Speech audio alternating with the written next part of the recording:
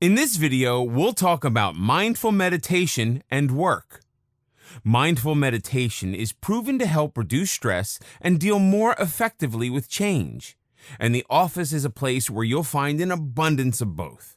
Work is where you spend most of your time. If you're stressed out at work, this will affect you psychologically, physically, and impact other areas of your life. Work-related anxiety is known to cause headaches and insomnia.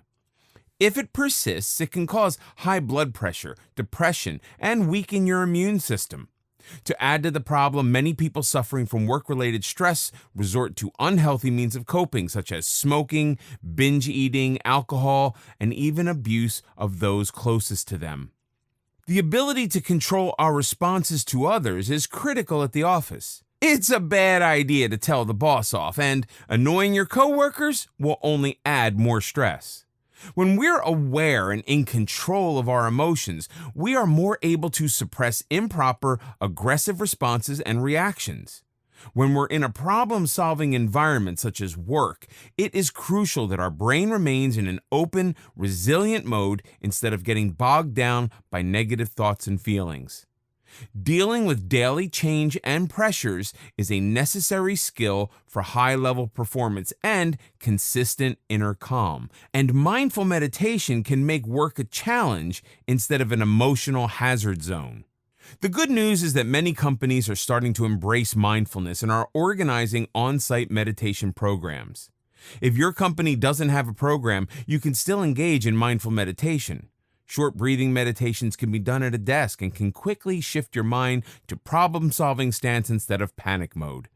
When work pressures become overwhelming, use mindful meditation to keep yourself in a calm zone.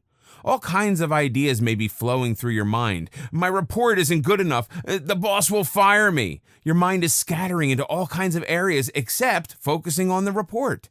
As you take control and change those intruding thoughts, it will be easier to approach the problem in a more productive way.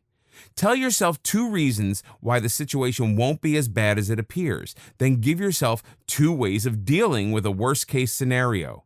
If the boss really does hate the report, what actions can you take to resolve the problem? Instead of merely reacting, you are proactively seeking solutions. A quick mindful meditation at your desk or away from your desk when necessary will have immediate soothing consequences. If possible, practice the happy place meditation described in this video course, as it's excellent preparation for facing adversity. Instead of remaining overwhelmed by what the boss may do, you'll be more prepared to listen mindfully to what is being said and form a more reasoned response. Many of us don't listen carefully when we're upset. We're too busy preparing our reply. To really listen and hear what is being said, look into the speaker's eyes.